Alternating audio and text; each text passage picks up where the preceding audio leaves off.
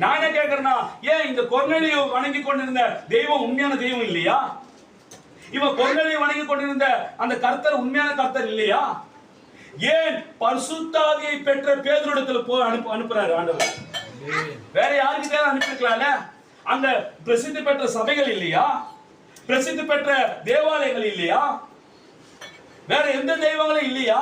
ஏன் பெரிய பெரிய கமாலியல், பெரிய பெரிய ஜாம்பவான்களும் அந்த இடத்துல இருந்தாங்களே, ஏன் ஒரு மீன் பிடிக்கிற ஒரு பேதுரு இடத்துல ஆண்டவர் போக சொன்னாரு?